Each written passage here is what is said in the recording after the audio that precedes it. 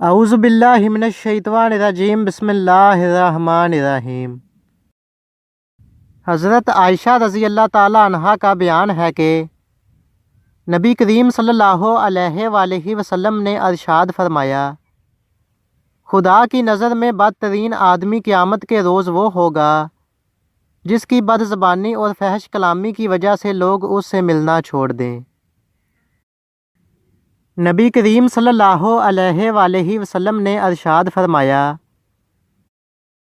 جو منہ پر تماچا مارے اور گریبان پھاڑے اور جاہلیت کا پکارنا پکارے وہ ہم میں سے نہیں۔ ویڈیو کو لائک کیجیے، اپنے دوستوں کے ساتھ شیئر کیجیے اور مزید اس طرح کی اسلامک ویڈیوز حاصل کرنے کے لیے ہمارے چینل کو سبسکرائب کریں۔ تو چلو دوستوں، ملتے ہیں نیکسٹ اچھی سی ویڈیو کے ساتھ۔ اپنا خیال رکھیے گا۔ اللہ حافظ۔